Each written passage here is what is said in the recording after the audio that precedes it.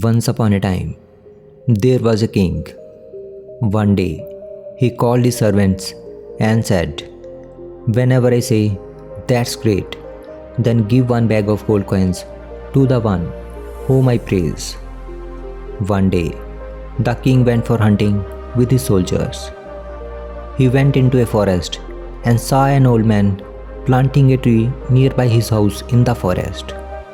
The king was confused and thought, "This man looks very old.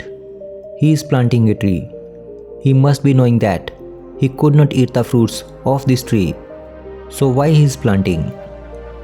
The king ordered his soldiers to call the old man to his palace at the end of the day.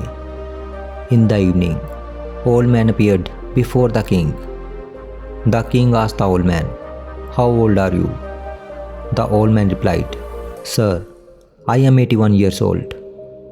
Then the king asked, "How many days it will take for the plant to bear fruits that you planted today?" The old man thought for a while and replied, "Your Majesty, the plant that I planted today will bear fruits in 10 to 12 years. Again, the king questioned the old man, "How many years do you think you can live?" The old man replied, "Your Majesty, no one can say how much he will live. But according to my health today, I think I can live for 4 to 5 more years." Then the king asked, "There is no way you can eat the fruit of the tree that you have planted today. Then why so much hard work in planting the tree? At this age, you need to take rest at a home." The man said, "Sir, if you have noticed, you must have seen that there were many fruit trees near my house, which were planted by my grandfather when he was of my age. Had he also thought like this, today me and my children would not get to eat the fruits of those trees. Someone else planted a tree yesterday, and I got to eat the fruits of that tree today. Similarly, if I plant a tree today, then tomorrow someone else will get to eat its fruits. That's why it is my duty to plant tree for others today. One should not always think only of himself." After listening to this answer from the old man, the king became very happy and he spoke spontaneously, "That's great." As soon as the servants heard this word from the king, they brought a bag of gold coins and gave it to the old man.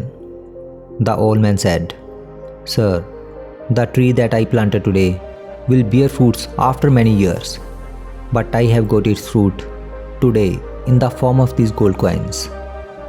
After listening to these words from the old man, it came out of the king's mouth again spontaneously, "That's great, that's great."